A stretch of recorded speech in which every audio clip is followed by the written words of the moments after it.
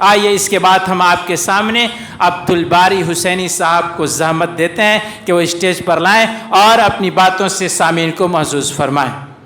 معزز سامعین، میری جو گفتگو رہے گی وہ کیا ہے کہ ایک سنت جسے ہم چھوڑ دیے ہیں، اس لیے کہ آپ دیکھیے ہماری زندگیوں میں کئی لوگ ایسے ہیں جو اللہ کے رسول صلی اللہ علیہ وسلم کی سنتوں کو چاہتے ہیں، سنتوں پر عمل کرنا چاہتے ہیں۔ یہی تو وجہ ہے کہ آپ لوگ مسجد میں بیٹھے ہوئے ہیں اللہ اور اس کے رسول کی باتیں سننے کے لیے۔ اللہ کے رسول کی سنتوں کو لوگ چاہتے ہیں، یہی تو وجہ ہے کہ کئی لوگ داڑھی رکھے ہوئے ہیں۔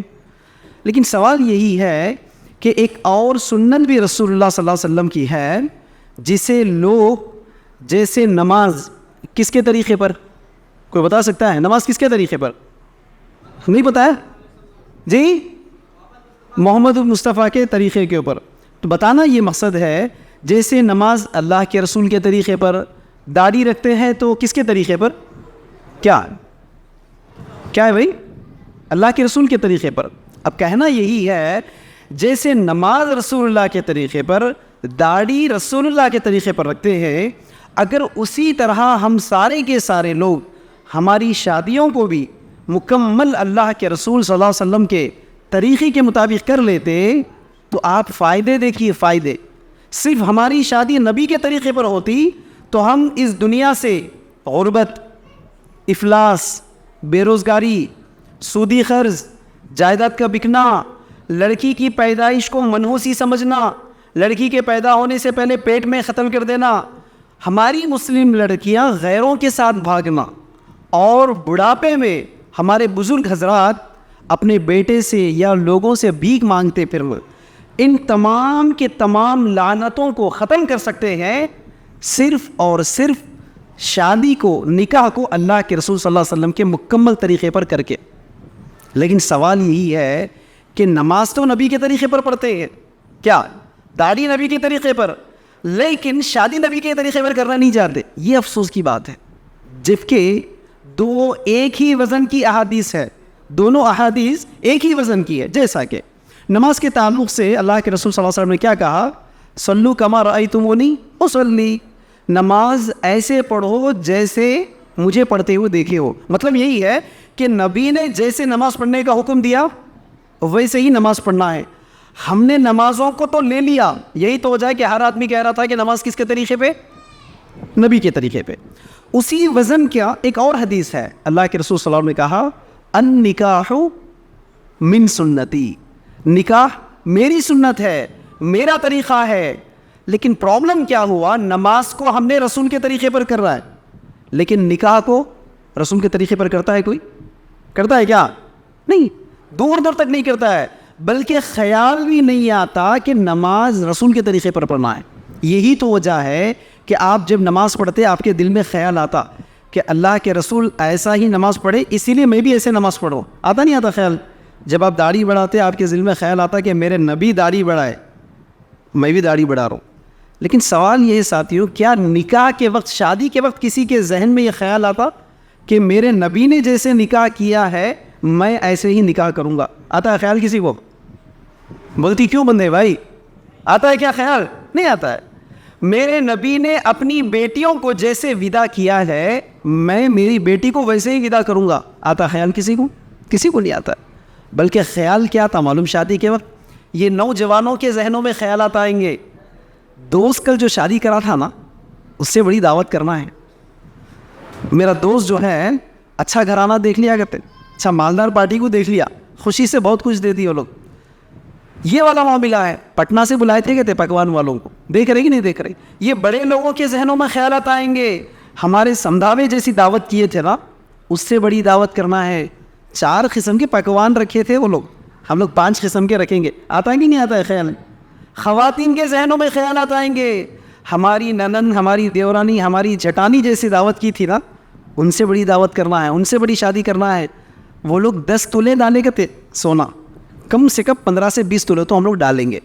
تو پتہ کیا چل رہا ہے کہ دونوں کی دونوں بھی ایک ہی وزن کی احادیث ہے، لیکن ہم نے نماز کو نبی کے طریقے پر پڑھنے کا فیصلہ کر لیا ہے، لیکن شادی کو، نکاح کو ہم نے نبی کے طریقے کو چھوڑ کر رام چندر جی سیتا کے طریقے کو اپنا لیا ہے۔ ہم نے یہ غیروں کے طریقوں کو اپنا لیا ہے نکاح کے معاملے میں، یہ سوچنے والی بات ہے. جبکہ اللہ کے رسول صلی اللہ علیہ وسلم ایک طرف آواز دے رہے، کیا کہہ رہے؟ وہ نکاح بہترین نکاح ہے جو نکاح کم سے کم خرچے کا ہوتا ہے. کیا فرما رہے بھائی؟ اللہ کے رسول کہہ رہے وہ نکاح بہترین نکاح ہے جو نکاح کم سے کم خرچے کا ہوتا ہے. لیکن آپ کا سماج، آپ کا سوسائٹی، آپ کے رشتہ دار، آپ کے خاندان والے کیا کہتے ہیں؟ نہیں ایسا کیسا ہوتا.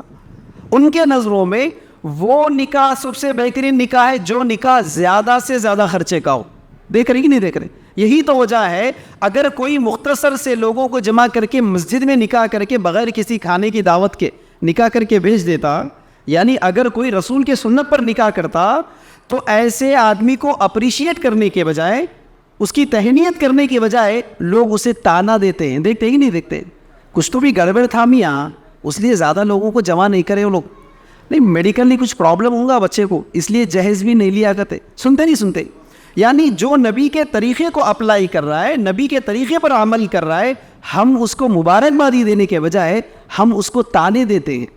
اور وہ بندہ، وہ خاندان، وہ معاشرہ جو نبی کے طریقے کو بائیکاٹ کر کے، کیا نبی کے نکاح کے طریقے کو بائیکاٹ کر کے سماج کے طریقے پر کرتا ہے، یعنی مہنگی شادیاں کرتا ہے، بدترین نکاح کرتا ہے، تو ایسے لوگوں کے نکاح کو بائیکاٹ کرنے کے بجائے، اس طرح کے نکاح کرنے والوں کو ذلیل کرنے کے بجائے ہم کیا کرتے؟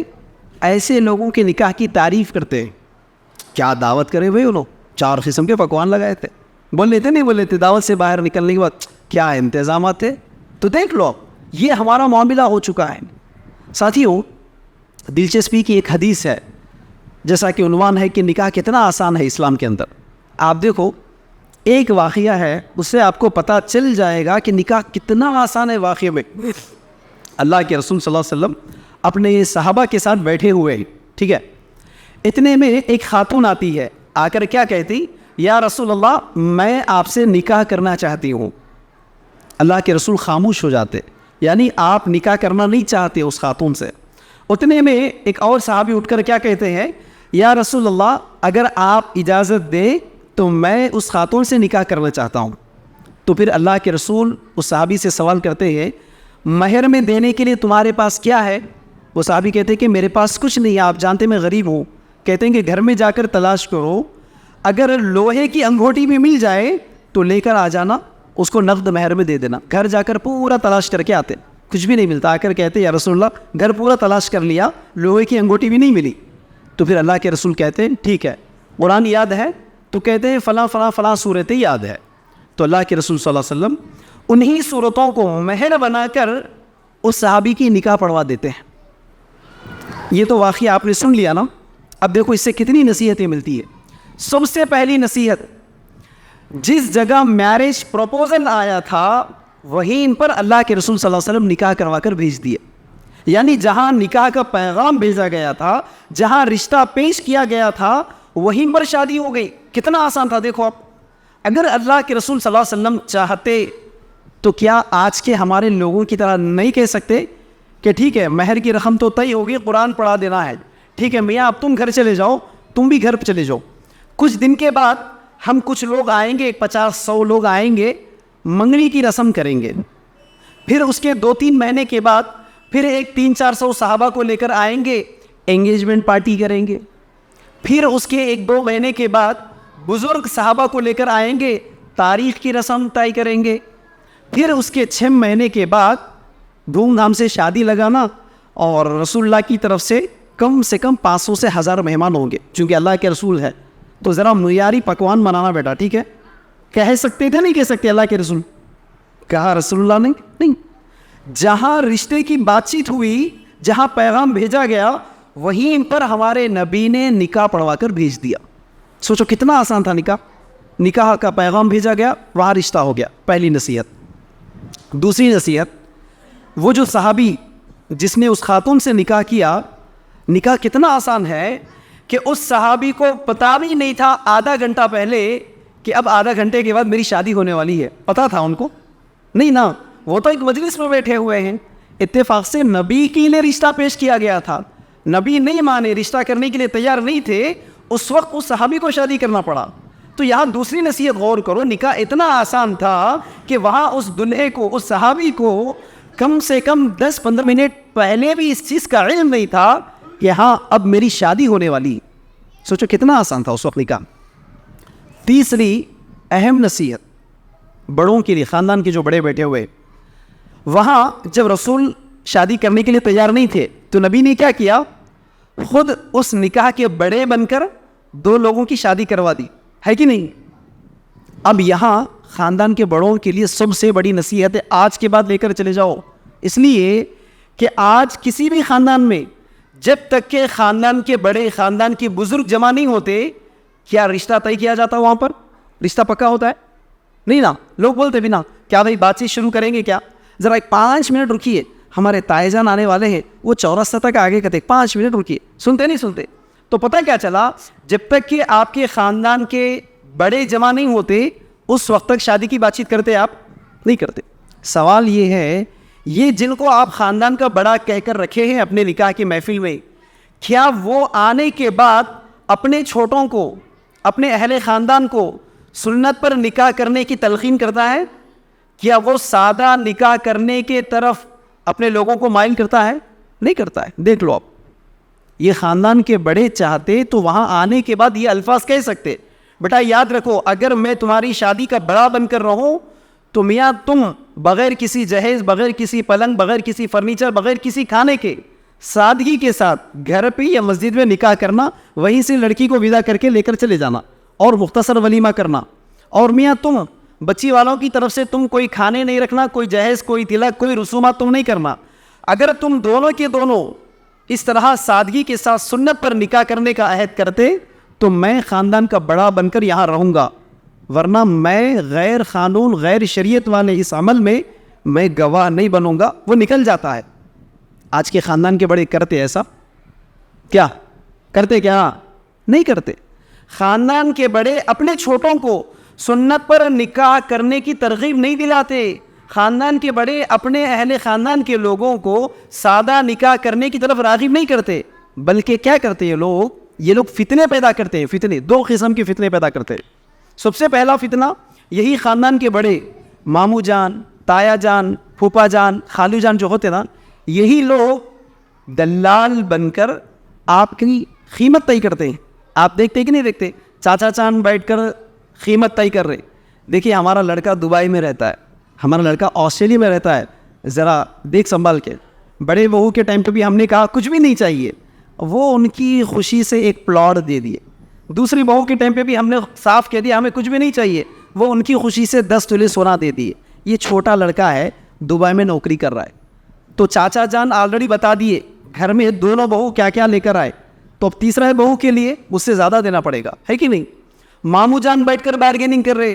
دیکھیے ہمارے خاندان کے بہت بڑے بڑے لوگ ہیں, پٹنہ, دربھنگا اور حیدرآباد سے ہمارے مہمان آنے والے ہیں, ذرا پکوان معیاری رکھنا. دیکھیے, اور فنکشن ہال ذرا بڑا لے لینا چونکہ بہت زیادہ کار آنے والے ہیں ہمارے.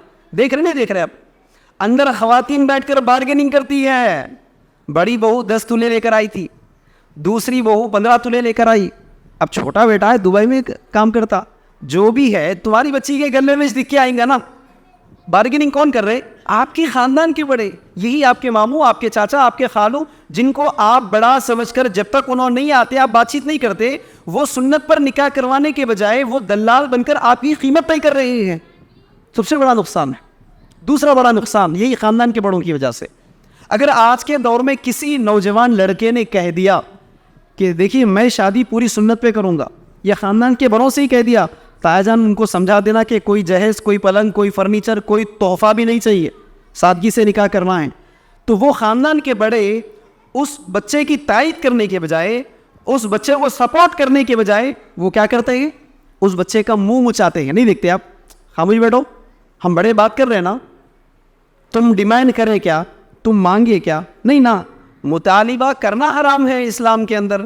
مسلم پرسنل لا بورڈ کے عہد نامے میں بھی وہی لکھا ہوا ہے نا, جبراً مانگنا حرام ہے. اپن مانگے, اپن نہیں مانگے نا بیٹا, انہوں ان کی خوشی سے دے لینا چاہ رہے, تمہارے کو کیا پرابلم ہے. اور تحفہ دینا, تحفہ لینا تو اللہ کے رسول کی سنت ہے. دیکھ رہے بڑوں کے ناٹک, تحفے کے جو احادیث ہے اس کو جہیز پر لا کر فٹ کر دے کے بچے کا منہ کیسا بچا دے رہی؟ اپن تو ڈیمانڈ نہیں کرے نا, انہوں ان کی خوشی سے دے لیتے ان کی بچی کو, تمہارے کو کیا پرابلم ہے؟ تم خاموش بیٹھو. اور کھانا نہیں ہونا, کھانے کا انتظام نہیں ہونا. ارے گھر کے سامنے مہمان آئیں گے تو بھوکے تھوڑی بھی جاتے. مہمان کو کھانا کھلانا اللہ کے رسول کی سنت ہے. دوسرا ناٹک, مہمان نوازی کے جو آیات جو احادیث ہے اس کو شادی کے کھانے پر فٹ کر دے کہ ہمارے خاندان کے بڑے بچے کا منہ مچا دیتے.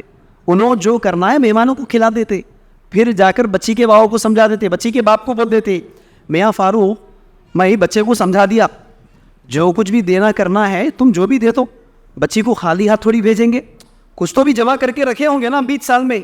اب انہیں نہیں رکھے تو بھی کیا بولتا؟ ہاؤ میں رکھا. سوپ پہ بھی قرضہ لے کر آتا, جائیداد بھی بیچتا, لیکن بڑے کا کیا بولتے؟ ہاں میں کچھ تو بھی اپنی خوشی سے دے دوں گا. یہ خاندان کے بڑے کرنے کے ناٹک ہے. اور گھر کے سامنے مہمان آئیں گے, بھوکے تھوڑی بھی جاؤ گے, جو بھی دال چٹنی ہے بنا کر بھیج دو. بڑوں کے الفاظ ہے بھائی, دال چٹنی. کیا شادی میں آج تک کسی نے دال چٹنی پہ بھیجا ہے لوگوں کو؟ نہیں. تو یہ ناٹک خاندان کے بڑے کرتے ہیں.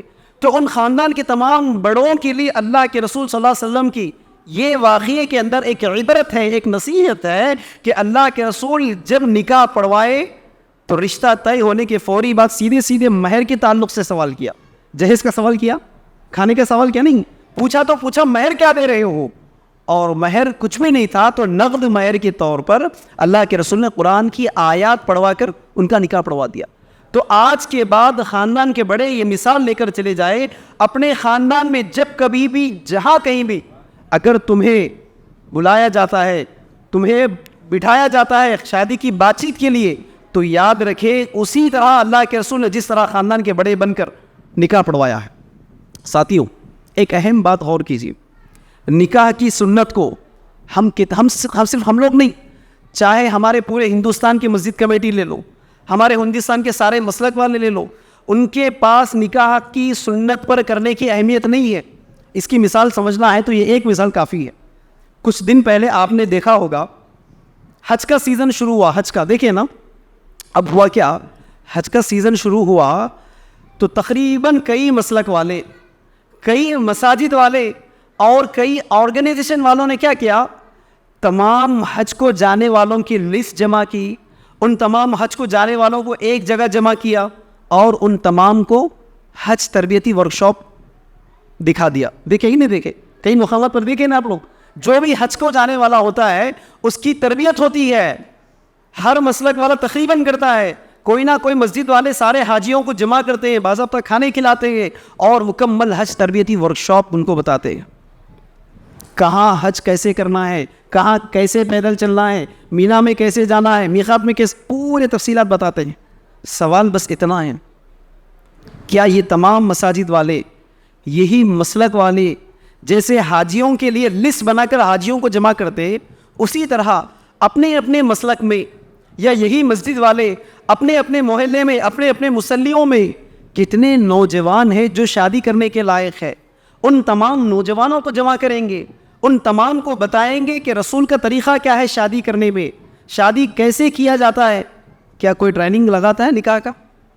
حج تربیتی ورکشاپ ہر سال دیکھتے ہیں, کیا نکاح تربیتی ورکشاپ دیکھا ہے آپ نے؟ نہیں دیکھا ہے.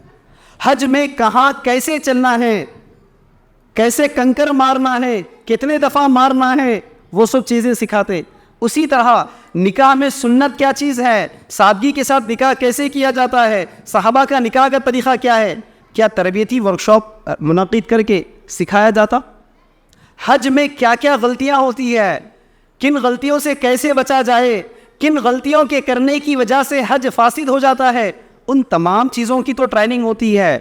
لیکن کیا نکاح ورکشاپ رکھ کے نکاح کیسے باطل ہوتا ہے, نکاح میں کیا کیا منکرات ہوتے ہیں, نکاح میں ہم کیا کیا غلطیاں کرتے ہیں, کیسے اس سے بچنا ہے, کیا اس کی تربیت رکھتے؟ نہیں رکھتے. آپ اس سے اندازہ لگا لو کہ ہمارے پاس, ہمارے قوم میں, ہمارے مذہبی لیڈروں میں جیسے نماز, داڑھی, ٹوپی, رفع دین, طہارت کے مسائل, غسل کے مسائل, داڑھی کے مسائل, ان چیزوں کی جتنی اہمیت ہے ان کے مقابلے میں نکاح کی اہمیت ہی نہیں ہے. اہمیت تو دور کی بات ہے صاحب, خود پہلے سمجھے ہوئے نہیں ہے اس ٹاپک کو کہ یہی وہ شادی ہے جو آج مسلمان قوم کو معاشی طور پر اکنامکلی کنگال کر رہی ہے، آج تک نہیں سمجھ سکے. یہی تو وجہ ہے کہ ایسی شادیوں کو ناجائز کا فتویٰ لگاتے، ایسی شادیوں کے لیے بائیکاٹ کا حکم لگاتے. یہ کیا کرتے ہیں؟ خوشی سے کرنے کے جائز کے فتاوی فراہم کر کے دیتے ہیں. نہیں دیکھتے آپ؟ اگر کوئی خوشی سے کر رہا ہے تو جائز ہے، خوشی سے کوئی کھلا رہا ہے تو جائز ہے، خوشی سے کوئی دے رہا ہے تو جائز ہے. غور کرنے والی بات کیا ہے؟ آپ کے خاندان میں، آپ کے سوسائٹی میں، آپ کے معاشرے میں اس طرح واقعی خوشی سے کرنے والے افراد کتنے ہیں؟ کیا 100 کے 100% لوگ ہیں؟ نہیں ہیں. صرف 5 سے 10% لوگ ہیں آپ کے خاندان میں، آپ کے معاشرے میں. یہی 5-10% لوگ واقعی خوشی سے خرچ کرتے ہیں وہ لوگ، اور باقی 90-95% لوگوں کے لیے مصیبت کھڑا کر دیتے ہیں. اب یہ 90% لوگ اپنی بچی کی بھی شادی کرنا ہے، اب انہوں بھی کیا کرتے؟ سود پر قرضہ لے کر آتے، جائیداد بیچتے، پراپرٹیز بیچتے، اپنا کھیت بیچتے. یہ کچھ بھی نہیں ملا تو جمعہ میں چندہ مانگ کر، بھیک مانگ کر اپنی بچی کی شادی کرتے. انہوں بھی کیا بولتے؟ میں بھی خوشی سے دے رہا ہوں. دیکھ رہے نہیں دیکھ رہے؟ تو پتہ کیا چلا؟ یہ 5% 10% لوگوں کو خوشی سے کرنے کا جواز مل گیا، انہوں نے تو واقعی میں خوشی سے کر دیا. اس کی وجہ سے باقی 95% لوگوں کے لیے مصیبت کھڑے ہو گئی. کیا آپ کی زندگی میں آج تک آپ نے کسی ایسے سسرے کو دیکھا ہے جس نے اپنے داماد سے کہا کہ داماد صاحب یہ جو کچھ بھی پلنگ فرنیچر میں نے دیا ہے خوشی سے نہیں دیا ہے، فلاں سیٹ کے پاس 5 لاکھ کا سود کا قرضہ لا کر لگا کر دیا ہے؟ کہا کسی نے آج تک؟ سنا ہے آپ نے اپنی زندگی میں؟ نہیں سنا ہے. کیا کسی سسرے نے آج تک کہا ہے اپنے داماد سے پچھلے 4 جمعہ سے مختلف مساجد میں میں بھیک مانگ کر چندے کر کر میری بچی کا شادی کیا ہوں، یہ جو کچھ بھی پلنگ فرنیچر کھانا آپ کو دیا تھا نا یہ پورا چندے کا بھیک کا تھا؟ کسی سسرے نے کہا؟ کیا کسی نے نہیں کہا. بھیک لا کر پیسہ خرچ کرنے والا، سود پر قرضے کرنے والے سارے کے سارے لوگ ایک ہی جواب دیے، بھائی میں بھی خوشی سے کر رہا ہوں. تو پتہ کیا چل رہا ہے؟ یہ آج کی ہماری شادیوں نے معاشی طور پر اکنامکلی ہماری اس سوسائٹی کو مکمل برباد کر کے رکھ دیا ہے. اسی لیے ساتھیوں، آج کے بعد فیصلہ کر کے اٹھو، اپنی لڑکی یا اپنے لڑکے کی شادی کرنا ہے تو اسی طرح جیسے اس نبی کا واقعہ آپ نے سنا ہے، بالکل سادگی کے ساتھ. جہاں رشتہ دیکھنے کے لیے چلے گئے، لڑکی پسند آ گئی، بس قاضی کو بلائے، نکاح کر کے لڑکی کو اپنے گھر پہ لا لیے اور مختصر لوگوں کو جمع کیے اور ولیمہ کر لیے. یہ بالکل شرعاً جائز نہیں ہے کہ لڑکی کے باپ کے خرچے پر تم اپنے 100 200 300 500 مہمانوں کو لے جا کر کھانے کھلوا کر لاتے ہو. یہ بالکل جائز نہیں ہے. اللہ کے رسول صلی اللہ علیہ وسلم کی شادیاں دیکھ لو، اللہ کے رسول کی بیٹیوں کی شادیاں دیکھ لو، مکمل صحابہ کی شادیاں دیکھ لو. کسی کی بھی شادی میں اللہ کے رسول صلی اللہ علیہ وسلم نے یا آپ کے صحابہ نے یا بچی والوں نے سارے لوگوں کو بارات کو جمع کیا ہے، کھانے کھلوائے ہیں، اس کی ثبوت نہیں ملتی آپ کو. دوسری اہم بات، پروگرام کے شروع سے لے کر مجھے بلانے تک ایک ہی جملہ آپ سن رہے تھے، جہیز جہیز جہیز جہیز، اور آپ کی زندگی میں بھی آپ یہی سنتے آ رہے ہیں جہیز کے تعلق سے. ذرا ایک اور پیغام یہ بھی لے کر چلے جائیے، مسئلہ صرف جہیز کا نہیں ہے، یہ بات یاد رکھنا ہے. مسئلہ صرف جہیز کا نہیں ہے. اگر جہیز کا مسئلہ لے لیتے تو جہیز کتنے کا ہوتا ہے؟ پورا سامان ملا کر بڑی مشکل سے 2 لاکھ سے زیادہ کا نہیں ہوتا ہے کہ نہیں؟ ہر آدمی یہی سنتا کہ جہیز کی لعنت. بھائی جہیز سے بڑا مسئلہ جمع غفیر، لارج نمبر آف گیدرنگ، زیادہ لوگوں کو شادی میں جمع کرنا، یہ ہے سب سے بڑا مسئلہ. یہ اسلام میں جائز نہیں ہے. آپ دیکھ لو، اللہ کے رسول کی تاریخ کو دیکھ لو. رسول اللہ کے دور میں کسی نے گھر گھر جا کر اپنی شادی کی دعوت نہیں دی کسی کو. اور یہ ولیمہ کا دعوت کیوں ہے؟ ولیمے کی دعوت ہی خود نکاح کا اعلان ہے. آپ دیکھ لو، یہی تو وجہ ہے کہ ولیمے کے کھانے کا حکم ہے، یہی تو وجہ ہے کہ ولیمے کا کھانا کھلانے کی اجازت ہے. ورنہ آپ غور کرو، اللہ کے رسول صلی اللہ علیہ وسلم مہر کے تعلق سے کیا فرماتے؟ مہر معاف نہیں ہے، کسی بھی حال میں آپ کو ادا کرنا ہی کرنا ہے، چاہے نقد قیمت ادا کرو. اگر کچھ بھی نہیں ہوتا، جیسے حضرت علی نے اپنی زرہ بیچ کر نقد مہر ادا کی تھی، اسی طرح تم بھی اپنا آئی فون بیچو، اپنا لیپ ٹاپ بیچو، اپنا کمپیوٹر بیچو، اپنی گاڑی بیچو، نقد مہر ادا کرو. سوال یہ ہے، جو رسول مہر کے تعلق سے کیا کہتے ہیں؟ مہر معاف نہیں ہے، ادا کرنا ہی کرنا ہے. ولیمے کے تعلق سے اللہ کے رسول کیا فرماتے ہیں؟ ایک بکرا کیوں نہ ہو ذبح کرو اور ولیمے کی دعوت دو. اگر اس کی بھی استطاعت نہیں ہے، اس کی بھی ولیمے کی، تو کیا کرو؟ جیب میں 50 روپے 100 روپے کچھ تو بھی ہے، جاؤ چائے بسکٹ موز لے کر آؤ، محفل میں بیٹھے لوگوں کو کھلا کر کہو کہ ولیمے کا موز ہے، اللہ کی قسم ولیمہ ہو جائے گا. صحابہ کے دور میں کھجور کے اوپر ولیمہ ہوتا تھا، ستو کے اوپر ولیمہ ہوتا تھا، شربت کے اوپر، پانی کے اوپر ولیمہ ہوتا تھا. اگر اس کی بھی استطاعت نہیں ہوتی، جیسا خود اللہ کے رسول صلی اللہ علیہ وسلم نے اپنا ایک ولیمہ کیا، کیسے؟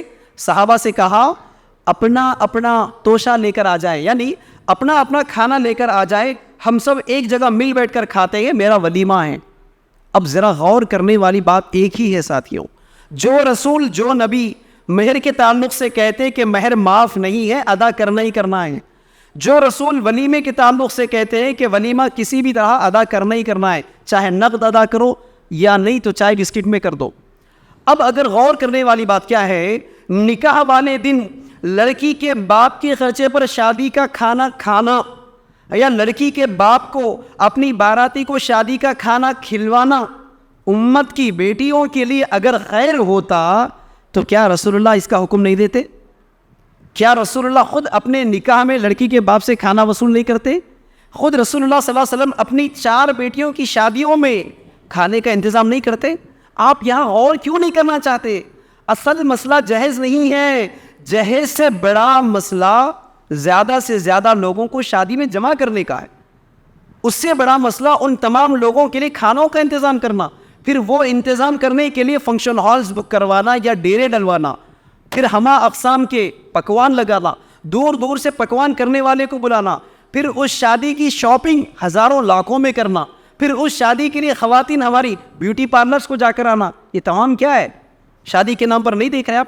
ان تمام چیزوں کو چھوڑ کر، ان تمام چیزوں کو بلا کر، نہیں گھر کے سامنے مہمان آتے تھے، کھلانا جائز ہے، سنت ہے، یہ کہیں کی بات ہے؟ مہمان آتا ہے یا بلایا جاتا ہے؟ مہمان بلایا جاتا ہے، آتا نہیں ہے. جو مہمان خود گھر پہ آئے بہتر سے بہتر کھلاؤ، بہتر سے بہتر پلاؤ، لیکن شادی کے دن مہمان آتا نہیں ہے، مہمان بلوایا جاتا ہے. سوال یہ ہے بلانے کا اجازت اختیار کس نے دیا بھائی تم کو؟ نکاح میں تو لوگوں کو جمع کرنے کا ہی اصول نہیں ہے. خود رسول اللہ صلی اللہ علیہ وسلم اپنی چہیتی بیٹی جنت کی سردار فاطمہ رضی اللہ تعالیٰ عنہ کی شادی کرتے تو کیسا کرتے؟ اللہ کے رسول نماز کو چلے گئے، نماز ہو گئی، سلام پھیرنے کے بعد اللہ کے رسول نے اعلان کیا بیٹھ جاؤ بیٹھ جاؤ، میری بیٹی فاطمہ کی شادی ہے علی کے ساتھ. رسول اللہ نے اعلان کر دیا اور نماز کے فوری بعد نکاح پڑھوا دیا. مورخین لکھتے ہیں کہ جو صحابہ نماز کے لیے گئے تھے ان کو پتہ بھی نہیں تھا کہ اب نماز کے بعد اللہ کے رسول کی بیٹی کی شادی ہونے والی. بھائی اتنا آسان تھا، لوگوں کو بلانے کا کانسیپٹ ہی نہیں تھا. خود اللہ کے رسول صلی اللہ علیہ وسلم مدینے میں ہیں، عبد الرحمن بن عوف کہاں ہے؟ وہ بھی مدینے میں ہے. عبد الرحمن بن عوف کون ہے؟ کوئی معمولی صحابہ نہیں ہے، وہ صحابی جن کو اللہ کے رسول صلی اللہ علیہ وسلم نے جنت کی گارنٹی دی تھی. وہ عبد الرحمن بن عوف رضی اللہ تعالیٰ عنہ کی شادی ہو رہی ہے مدینے میں، اللہ کے رسول مدینے میں ہے. خود رسول اللہ کو پتہ نہیں ہے، خود رسول اللہ کو دعوت نہیں ملتی. اللہ کے رسول صلی اللہ علیہ وسلم خود پوچھتے ہیں عبد الرحمن سے، تو پھر کہتے ہیں کہ یا رسول اللہ میں نے نکاح کیا ہے. تب اللہ کے رسول کہتے ہیں کہ ایک بکرا کیوں نہ ہو ذبح کرو اور ولیمے کی دعوت دے دو. سوال یہ ہے اس وقت عبد الرحمن بن عوف رضی اللہ تعالیٰ عنہ کے لیے اللہ کے رسول سے بڑے مہمان کوئی اور ہوتے؟ کوئی نہیں ہوتے. خود رسول اللہ کو بلانا گوارا نہیں کیا. تو پتہ کیا چل رہا ہے؟ یہ شادیوں میں اس طرح ہمہ اقسام کے پکوان لگانا، لوگوں کو دور دور سے بلا کر جمع کرنا اور ان کے لیے کھانوں کا انتظام کرنا شرعاً ثابت نہیں ہے. صرف لڑکے کی طرف سے 10 لوگ 5 لوگ 12 لوگ، جس کو مختصر واقعی مختصر کہتے ہیں، مختصر سے لوگ جائے لڑکی کے گھر پہ نکاح کر لے اور لڑکی کو لے کر آ جائے، یہ شرعی شادی ہے، یہ مسنون نکاح ہے. اس سے ہٹ کر فنکشن ہالز میں زیادہ سے زیادہ لوگوں کو جمع کر کے جو شادی ہو رہی ساتھیوں، وہ نہ اللہ کے رسول کے طریقے سے ثابت ہے. اسی لیے آج کے بعد یہ پیغام لے کر جاؤ، مسئلہ صرف جہیز کا نہیں ہے، جہیز سے بڑا مسئلہ کھانوں کا ہے، چونکہ کھانوں کے اوپر لاکھوں کا خرچہ ہوتا ہے. آپ جانتے ہیں اولمپک گیمز ہوتے ہیں، اولمپک گیمز دیکھتے ہیں نا، نوجوان اچھی طرح جانتا ہے اولمپک گیمز کے بارے میں. ساتھیوں اگر یہ اولمپک گیمز میں بیوقوف کا اگر کوئی مقابلہ ہوتا, بیوقوف ایڈیٹ, تو ہمارے ہندوستان کے مسلمان دلہے ہمارے ہندوستان کے لیے پہلا انعام لے کر آتے. کیوں؟ آپ غور کرو, ولیمے کی تقریب پورا ملا کر کچھ گھنٹوں کی تقریب ہوتی ہے کہ نہیں؟ 4 سے 5 گھنٹوں کی تقریب ولیمے کی تقریب ہوتی ہے. عقلمند انسان وہ ہے, عقلمند انسان جو ولیمہ مختصر کرے, مختصر لوگوں کو بلائے, اور باقی پورا پیسہ اپنے کاروبار میں ڈال دے, باقی پورا پیسہ اپنے اگلی شادی شدہ کامیاب زندگی کو گزارنے کے لیے ڈال دے, باقی پورا پیسہ ہونے والے اولاد کے کامیاب کے لیے ڈال دے. یہ عقلمند انسان تھا. لیکن ہمارے دلہے کیا کرتے؟ صرف 3-4 گھنٹوں کی تقریب ہوتی ہے ولیمے کی. آپ نہیں دیکھتے اس 4 گھنٹوں کی تقریب کے لیے ہزاروں میں جوڑا سلوایا جاتا ہے. وہ جو سوٹ انہیں ولیمے کے دن پہنتے ہزاروں میں ہوتا ہے, اس کے بعد پہنتا ہے کیا وہ؟ نہیں, گھر میں لٹکا ہوا ہوتا ہے. ایک دن ون ڈے کنگ, ایک دن کا بادشاہ بننے کے لیے مہاراجا چین ڈالنے کر بیٹھ جاتے ہیں. دوسرے دن پھر وہی میکینک کا کام کرنا ہے, پلمبر کا کام کرنا ہے, لنگی بنیر پہ زندگی گزارنا ہے. دیکھتے نہیں دیکھتے؟ صرف 4 گھنٹوں کی خاطر مہنگے مہنگے رینٹ پر کار لائے جاتے ہیں. صرف کچھ گھنٹوں کی خاطر ہزاروں میں لوگوں کو جمع کیا جاتا ہے. کچھ گھنٹوں کی خاطر کئی پکوان ولیمے میں لگائے جاتے ہیں. کچھ گھنٹوں کی خاطر بڑے بڑے ڈیکوریشنز پیچھے لگائے جاتے ہیں. کچھ گھنٹوں کی بات ہے, اس کے 4 دن کے بعد ان کو دیکھو آپ, ولیمے والے دن جیسا بادشاہ کی طرح دکھ رہے تھے, کیا ویسا رہتے انہوں؟ رہتے کیا؟ نہیں رہتے. بلکہ شادی کے بعد کی زندگی وہ ولیمے کے قرضے ادا کرنے کی چکر میں بیوی کی فرمائش کو بھی پورا نہیں کر سکتے. دیکھ رہے نہیں دیکھ رہے؟ تو کیا بیوقوف نہیں ہے یہ دلہا؟ اگر وہ عقلمند ہوتا تو اپنی ولیمے کو مختصر کر کے رینٹ پر کار لینے کے بجائے خود کار خرید لیتا. اسلام منع نہیں کیا نا. ایک دن کا جوڑا ولیمے کا 50,000 روپے لگانے کے بجائے وہ روزانہ عالیشان کپڑے پہن کر گھومتا. اسلام نے منع نہیں کیا ہے. تو سوچو کتنے بڑے بیوقوف ہیں آج کے ہمارے دلہے. کچھ گھنٹوں کی تقریب کی خاطر لاکھوں میں پیسے اڑا دیے جاتے ہیں ولیموں کے نام پر. اس لیے ساتھیوں, آج کے بعد یہ فیصلہ کر کر اٹھو کہ شادی کرنا تو لڑکی کے باپ پر سنگل 1 روپی کا خرچہ ہوئے بغیر شادی کرنا. شادی کرنا تو لڑکی والوں کا پلنگ فرنیچر تو دور کی بات ہے, ان کا سنگل 1 روپی کا بھی خرچہ نہ ہو, ایسا کرنا. اور دوسرا فیصلہ, جب کبھی بھی رشتہ دیکھتے لڑکا یا لڑکی کا, اسی وقت کہہ دینا لڑکی والوں کو کہ بغیر جہیز, بغیر فرنیچر کے, بغیر کھانے کے اگر مختصر نکاح تم کر سکتے تو ہم تمہاری بچی کو دیکھیں گے اور رشتے کی بات چیت کریں گے, ورنہ لکم دینکم ولی دین. آپ کو بھی اور رشتے ملیں گے, میرے کو بھی اور رشتے ملیں گے. اور آخری بات, جو ایسی دعوتیں نہیں کرتے, جو رسول اللہ صلی اللہ علیہ وسلم کے نکاح کے طریقے کو بائیکاٹ کر کے سماج کے مطابق شادیاں کرتے ہیں, ایسے لوگوں کے دعوتوں میں شرکت کرنا آپ کے لیے جائز نہیں ہے ساتھیوں. جب کبھی بھی ایسے دعوت نامے آئے, ایسے دعوتوں کا بائیکاٹ کر دے. وآخر دعوانا ان الحمدللہ رب العالمین. ایک ایسے عنوان کے تحت یہ پروگرام ہو رہا ہے جس عنوان کے تحت آپ کی مٹھیا مسجد میں, میگھوا مسجد میں پہلی مرتبہ اتنا عظیم الشان جلسہ منعقد ہو, اور وہ ہے جہیز کی لعنت.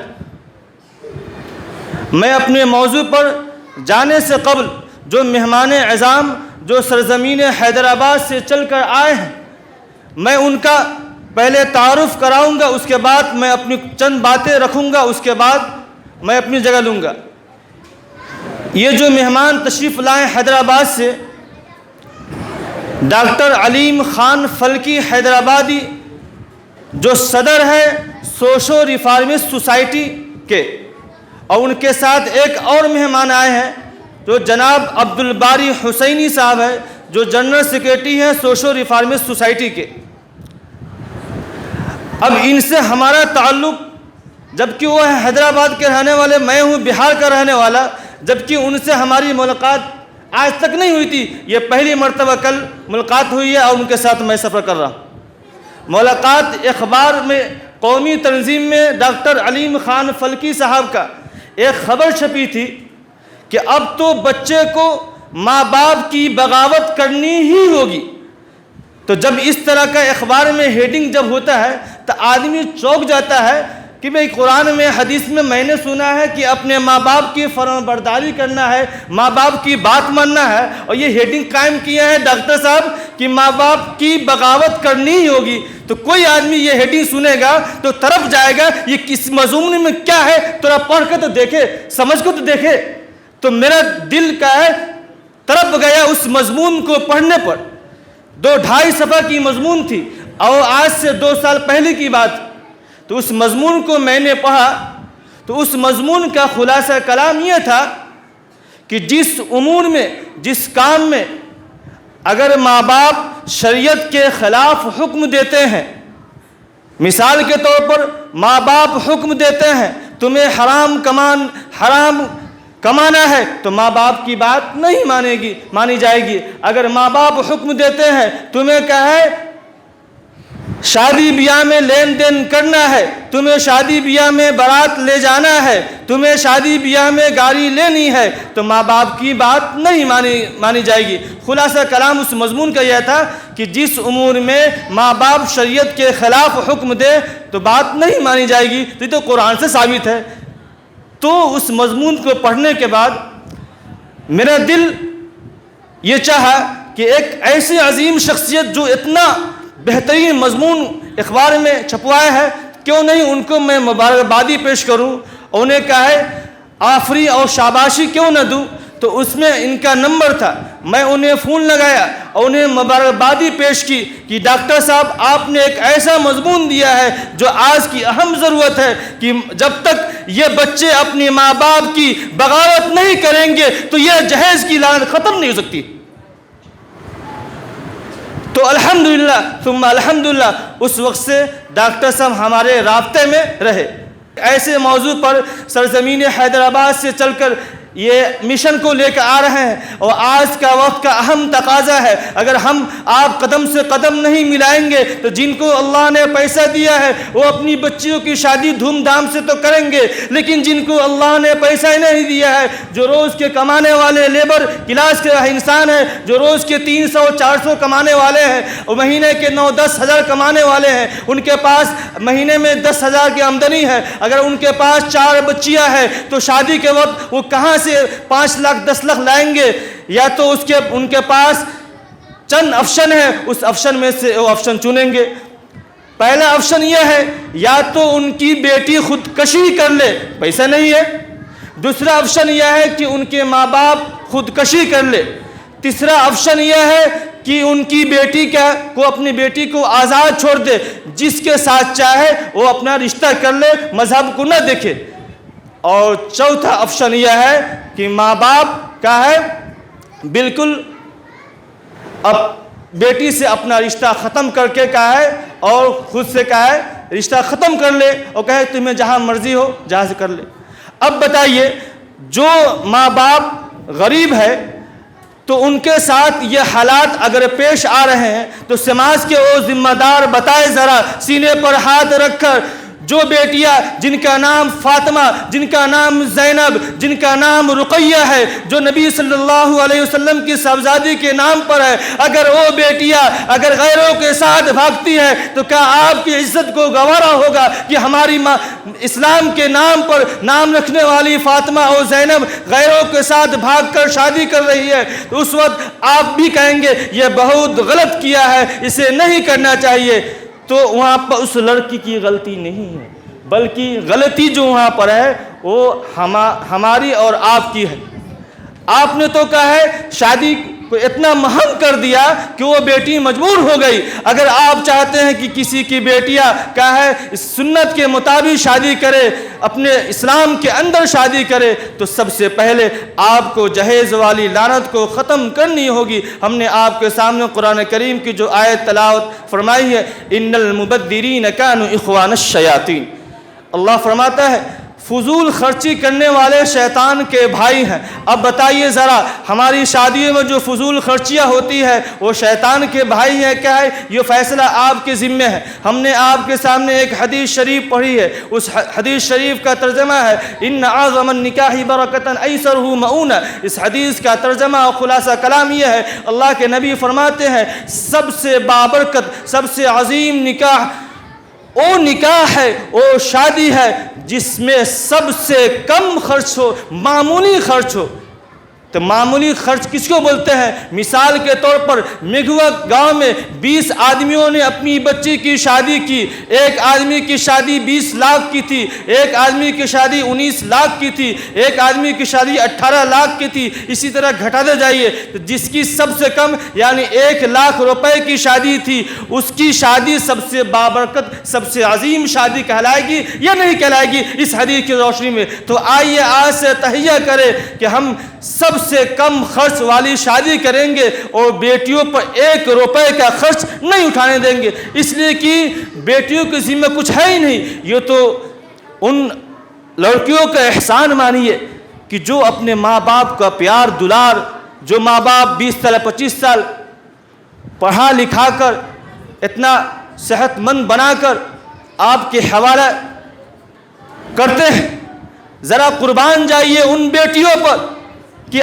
صرف ایک لفظ قبلتو پر پوری زندگی کے لیے ماں باپ گھرانے اور رشتہ دار کو چھوڑ دیتی ہے۔ صرف قبلتو کہنے پر آپ کی پوری زندگی کے لیے غلامی کرنے کے لیے تیار ہوتی ہے۔ تو ذرا بتائیے دل پر ہاتھ رکھ کر، جو لڑکی پوری قربانی دے کر آ رہی ہے اس سے آپ پیسے مانگیں گے؟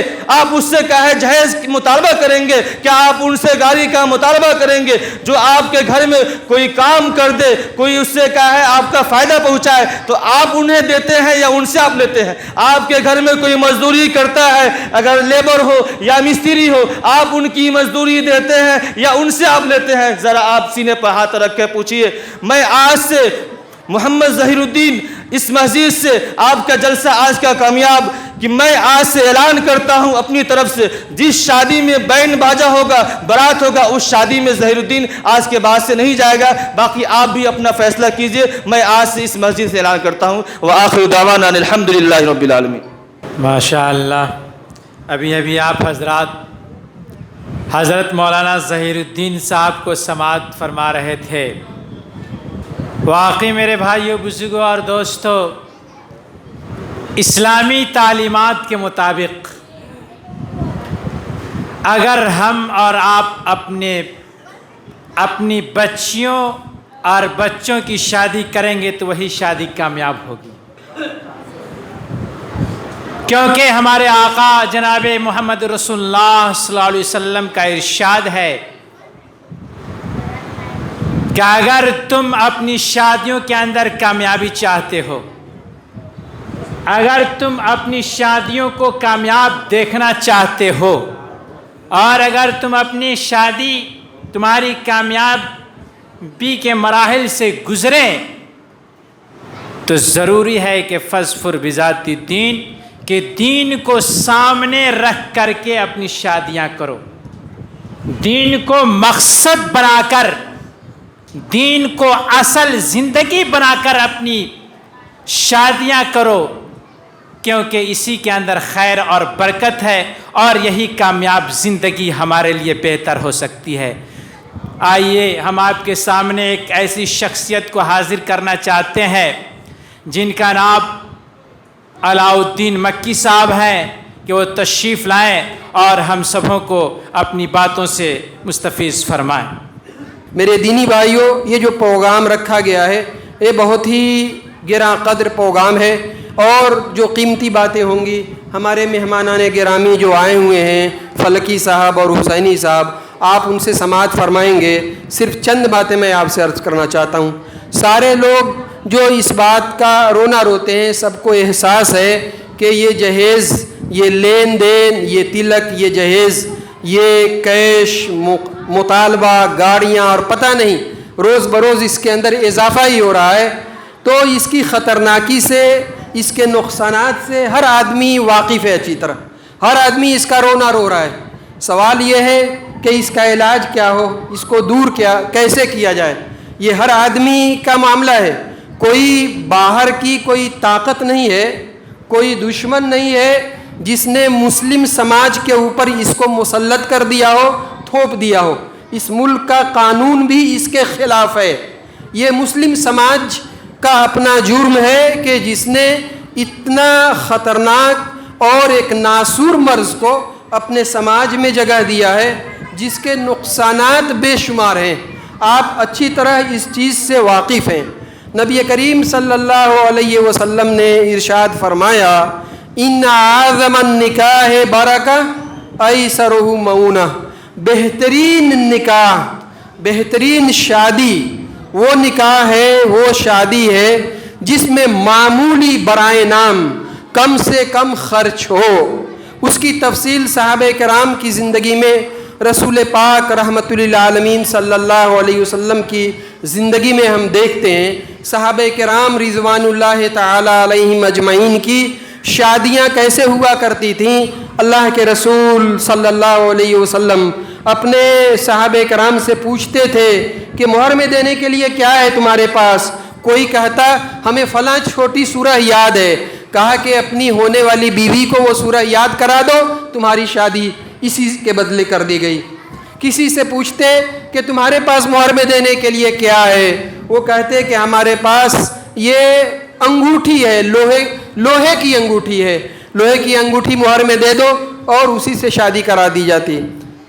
لیکن آج جو شادی میں بچیوں کے جو گارجین ہیں کیا کیا خرچ کرتے ہیں اور کس طرح سے لٹ پٹ جاتے ہیں، روڈ پہ آ جاتے ہیں، آپ ان تفصیلات سے اچھی طرح واقف ہیں۔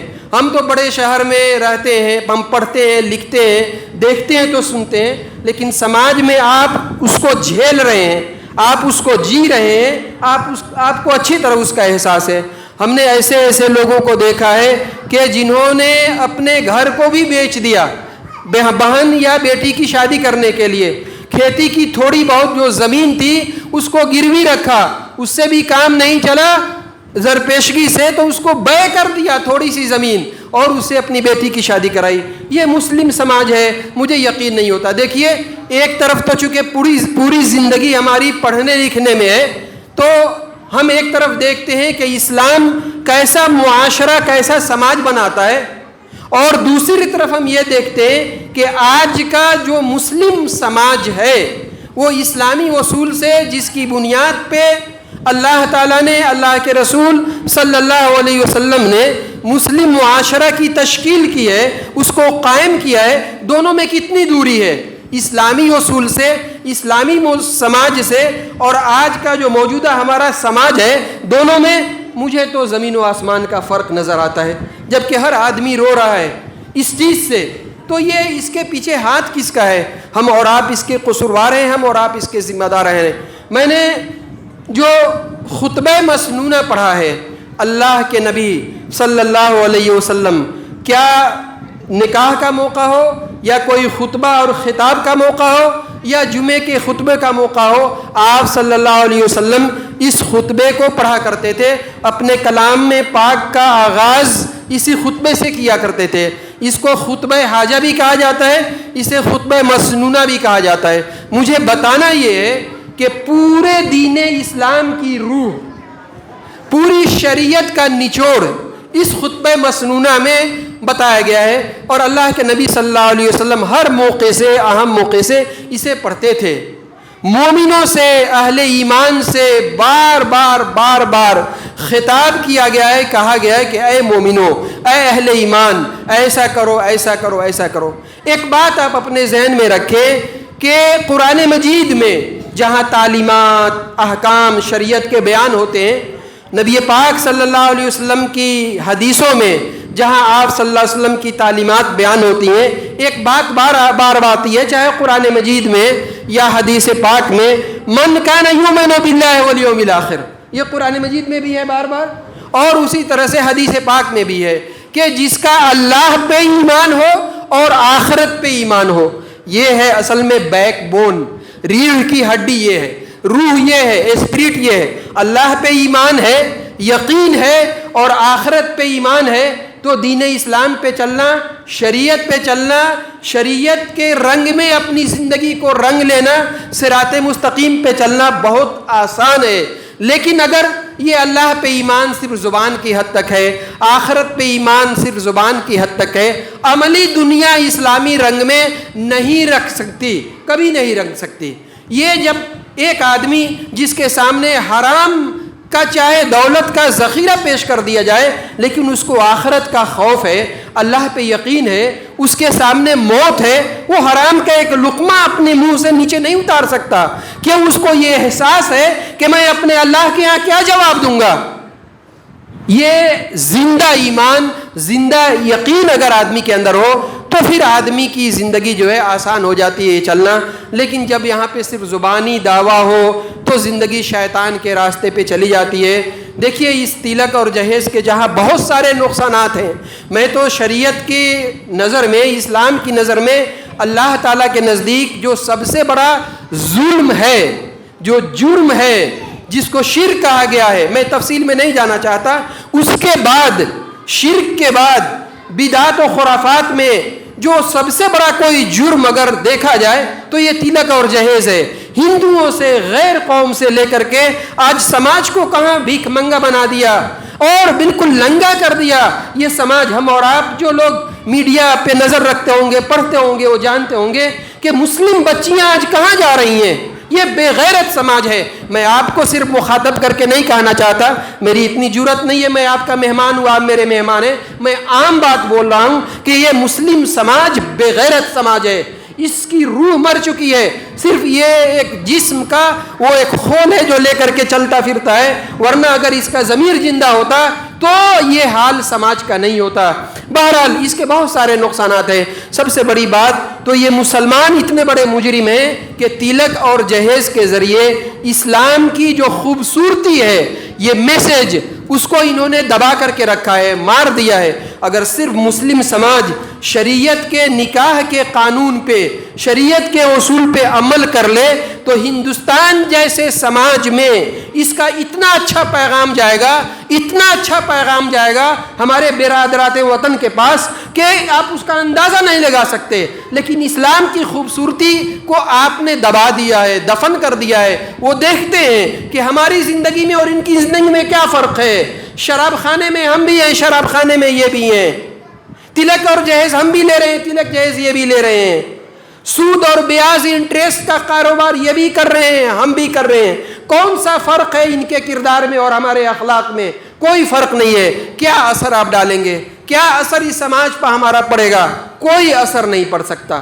تو ہمیں اپنی زندگی کا جائزہ لینا ہوگا، احتساب کرنا ہوگا۔ ہم اسلام کی خوبصورتی کو دفن کرنے کا کام کر رہے ہیں اور اسلام کی توہین کرنے کا جرم کا ہم ارتکاب کر رہے ہیں، اور اس کے دوسرے سماجی، معاشی بہت طرح سے بہت سارے نقصانات ہیں۔ میں ایک دو باتیں اور آپ کو کہہ کر کے اپنی بات ختم کرنا چاہتا ہوں۔ علامہ اقبال رحمۃ اللہ علیہ جو شاعر مشرق ہیں، بہت اہم واقعہ ہے، آپ اس کو ذہن میں رکھ کے، بہت سارے جو پڑھے لکھے لوگ ہیں لیکن مختلف تاریخی روایتوں سے مختلف انداز سے وہ بات بیان کی جاتی ہے، میں نے اس پہ بہت ساری تحقیق کی تو بات پتہ یہ چلی۔ علامہ اقبال جانتے ہیں کہ شاعر ہونے کے ساتھ فلسفی بھی ہیں، اور علامہ اقبال بہت بڑے وکیل بھی ہیں، تو وہ وکالت کرتے تھے۔ ان کے ایک موکل آئے جو بہت ہی بظاہر دیندار تھے، بڑے مذہبی خیال کے آدمی تھے، اور وضاقتہ سارے ماشاءاللہ شریعت کے مطابق۔ علامہ اقبال کے بارے میں آپ جانتے ہیں کہ چہرے پہ داڑھی نہیں تھی ان کی، وہ داڑھی مڈایا کرتے تھے، شیو کیا کرتے تھے۔ ان کے جو وہ دیندار موکل تھے علامہ اقبال کے، علامہ اقبال کو برابر یہ کہا کرتے تھے کہ علامہ آپ اتنے بڑے شاعر ہیں، شاعر مشرق ہیں، فلسفی ہیں، دنیا آپ کے علم اور فلسفے کا لوہا مانتی ہے، آپ داڑھی کیوں نہیں رکھتے؟ آپ داڑھی کیوں نہیں رکھتے؟ بڑے لوگ جو ہوتے ہیں تو ایسی باتیں سن کر کے مسکرا دیتے ہیں، ہر بات کا جواب نہیں دیتے، لیکن علامہ سمجھ رہے تھے کہ اصل معاملہ ہے کہاں۔ جو صاحب برابر ان کی داڑھی پہ اعتراض کرتے تھے خاموش انداز میں، وہ صاحب علامہ اقبال کے پاس اس بات کا کیس لے کر کے آئے تھے۔ وہ کیس یہ لڑنا چاہتے تھے کہ ان کے والد کا انتقال ہو گیا تھا، ہمیں اس طرح سے ہمارا کیس مضبوطی کے ساتھ ٹھوک بجا کے لڑیے کہ ہمیں ہماری بہن کو باپ کی وراثت سے نکال دیجئے، ہماری بہن کو وراثت سے حصہ نہیں ملنا چاہیے، اور وہ جناب علی برابر علامہ سے یہ کہہ رہے ہیں کہ آپ کے چہرے پہ سنت نہیں ہے، داڑھی نہیں ہے۔ آپ اندازہ لگائیے، بہن جو ایک ماں باپ سے پیدا ہوئی ہے، علامہ سے یہ گزارش کر رہے ہیں کہ اس کو ہماری زمین سے، باپ کی زمین سے حصہ نہیں ملنا چاہیے، اور دوسری طرف علامہ کو ایک طرح سے خاموش انداز میں ملامت کر رہے ہیں کہ آپ کے چہرے پہ داڑھی نہیں ہے۔ یہ ہمارے جھوٹے سماج کی سچائی یہی ہے۔ آج میں بہت خوش ہوا، اس سفر میں جب ہم آ رہے تھے، ہمارا ایک ڈرائیور تھا، سید محمد کچھ نام ہے، سید محمد نام ہے، بہت بظاہر دیکھنے میں مسلمان نہیں لگ رہے ہیں، بہت لمبے تڑنگے آدمی ہیں، لیکن اس شخص نے واقعی ہمارا دل جیت لیا۔ میں اس واقعے کو وہاں جو پروگرام تھا وہاں بھی بیان کیا، یہاں بھی آپ کو بیان کرتا ہوں کہ ہمارا ہر مسلمان ایسا چلتا پھرتا ہونا چاہیے اسلام کا۔ گاڑی میں بیٹھتے ہی اس نے بتایا کہ جانتے ہیں آج اتنی پریشانی ہے، گاڑی نہیں مل رہی ہے۔ کہا کہ آج مسلمانوں کی شادی ان کی بہت ہے، بہت لگن جیسے بولا جاتا ہے، بہت لگن ہے۔ خیر بات چلتے چلتے آگے بڑھی، کہا کہ ہم گاڑی پہ جب بیٹھتے ہیں اور عام مسلمان کہا کہ مولوی صاحب لوگ بھی آ کر کے گاڑی پہ بیٹھتے ہیں، بارات جو ہے جاتے ہیں، اس میں ڈی جے اور پتہ نہیں کیا کیا بجتا ہوتا ہے۔ میں ان سے بولتا ہوں کہ مولوی صاحب آپ کو غیرت نہیں ہے، آپ کو شرم نہیں آتی، آپ یہ کیا کر رہے ہیں؟ قوم کا نام آپ کہاں ڈبا رہے ہیں؟ ایک عام آدمی، پتہ نہیں وہ نمازی بھی ہو کہ نہیں ہو، لیکن اس شخص کا جو یقین ہے، اس کا جو ایمان ہے، اور جو اسلام کے لیے اور قوم کے لیے اس کے دل میں درد اور جذبہ ہے، ہماری خواہش ہوگی کہ عام مسلمان کو اس پیغام کا علم بردار ہونا چاہیے۔ میں انہی چند باتوں پہ اپنی بات ختم کرتا ہوں اور دعا کرتا ہوں کہ اللہ تعالیٰ مسلمانوں کو اس بات کی توفیق دے کہ جس مرض کو انہوں نے پال رکھا ہے اس کا علاج ان کے ہاتھ میں ہے۔ آپ بتائیے، یہ ہر آدمی کا، چاہے لڑکا والا ہو یا لڑکی والا ہو، سب کی ضرورت ہے۔ سب کے پاس بیٹیاں ہیں، سب کے پاس بہنیں ہیں، بھانجیاں ہیں، سب کے پاس ہیں۔ صرف اگر لڑکے والے کا مسئلہ ہوتا، لڑکی والے کا مسئلہ نہیں ہوتا تو کوئی بات نہیں تھی، تھوڑی دیر کے لیے مان سکتے تھے۔ جتنا مسئلہ لڑکے والے کا ہے اتنا ہی مسئلہ لڑکی والے کا ہے۔ یہ جہیز لینا یا جہیز دینا، میں یہ نہیں کہتا کہ صرف لڑکے والے ہی قصوروار ہیں، لڑکی والے بھی کم بدمعاش نہیں ہیں۔ میں بدمعاش کا لفظ استعمال کر رہا ہوں، یہ معصومیت کا رونا روتے ہیں، لیکن یہ کمپٹیشن کرتے ہیں کہ فلاں کی شادی میں اس نے بیٹی کو اتنا دیا تو میں اتنا کیوں نہیں خرچ کروں گا۔ یہ بدمعاشی ہے، یہ شرارت ہے، سماج سے اس کا بائیکاٹ ہونا چاہیے۔ کوئی بھی آدمی جو تلک اور جہیز لے کر کے دے کر کے شادی کرتا ہے، آپ سیدھا بولیے کہ ایسی شادی میں شریک نہیں ہو سکتا۔ وآخر دعوانا الحمدللہ رب العالمین۔ محترم حضرات، ابھی ہمارے سامنے علاء الدین مکی صاحب تھے جو واقعی ہمارے سامنے جن باتوں کا انہوں نے تذکرہ کیا ہے، اگر ہم اپنی زندگی کے ساتھ اس کو متصف کر لیں، اپنی زندگی کے اندر اس کو لگا لیں اور اپنے نس نس کے اندر اس کو دوڑانے لگیں، تو واقعی میرے بھائیو، بزرگوں اور دوستو، جس عنوان کے تحت یہ پردہ لگا ہوا ہے آپ کے سامنے کہ جہیز ایک بہت بڑی لعنت ہے، اس کو دنیا سے ختم کرو، ختم ہو سکتی ہے، یہ لعنت ختم ہو سکتی ہے۔ لیکن میرے بھائیو، بزرگوں اور دوستو، اس کے لیے ہم سبھی ذمہ دار ہیں، گارجین حضرات ذمہ دار ہیں، کیونکہ جناب رسول اللہ صلی اللہ علیہ وسلم نے ارشاد فرمایا، ایک موقع سے ارشاد فرمایا کہ عورتوں سے شادی کی جاتی ہے تو 4 وجہیں ہوتی ہیں۔ تنکح المرأة لأربع ولمالها ولجمالها ولحسبها ولدينها فاظفر بذات الدين۔ دیکھیے انسان کو مال سے کتنی محبت ہوتی ہے، انسان کو مال سے کتنی محبت ہوتی ہے، اس لیے اس حدیث شریف کے اندر سب سے پہلے مال کا تذکرہ کیا گیا ہے کہ انسان کو مال سے کتنی محبت ہوتی ہے کہ اپنے صاحبزادے کے لیے جس لڑکی کو پسند کرنے کا پیغام آ رہا ہے، جس لڑکی کو بہو بنانے کا پیغام آ رہا ہے، سب سے پہلے آدمی دیکھتا ہے تو یہ دیکھتا ہے کہ موٹی تگڑی رقم دینے والا ہے کہ نہیں ہے، موٹی تگڑی رقم دینے والا ہے کہ نہیں ہے. سب سے پہلے یہ نظر میں نظر ملا کر کے دیکھتا ہے کہ جو اغوا ہے وہ کہاں تک ہم کو دلا سکتا ہے. وَلِمَالِهَا کہ سب سے پہلے مال کا تذکرہ آتا ہے شادی کے اندر. میرے بھائیو بزرگوں اور دوستو، اس سے بچیے اور خود بھی بچیے اور سماج کو بھی، معاشرے کو بھی اس برائی اور اس لعنت سے بچانے کی کوشش کیجیے اور تدبیریں کیجیے. اس کے بعد نمبر آتا ہے ولی جمالیہ. اس بچی کا ڈول ڈال خوبصورتی بالکل دودھ اور سفید ہونا چاہیے. اور آج کل تو یہ ہمارے سامنے معاشرے کے اندر ایک چیز ابھر کر کے سامنے آ رہی ہے کہ 5 فٹ 2 انچ 5 فٹ 3 انچ کی ہونی چاہیے. یہ کتنی بات ہے بھائی، کہیں بھی نہیں لکھا ہوا ہے ایسے بچی تمہارے جو ہے 5 فٹ 2 انچ یا 5 فٹ 1 انچ یا 3 انچ کی ہونی چاہیے. بس پیغام دو، پیغام پسند ہے تو پھر اس میں دیر کس چیز کی بات ہے. تو میرے بھائی بزرگوں اور دوستو، دوسری چیز جو دیکھی جاتی ہے وہ ہے حسن و جمال، اور تیسری چیز دیکھی جاتی ہے حسب و نسب، کہ واقعی اس کے خاندان میں اچھے لوگ ہیں کہ نہیں، پڑھے لکھے لوگ ہیں کہ نہیں، تاکہ میری حیثیت رہے، دھن دولت ہے کہ نہیں، تاکہ میں یہ سمجھا جاؤں، میں جب وہاں جاؤں تو میری حیثیت اچھی ہو کہ فلاں صاحب کے داماد آئے ہوئے ہیں.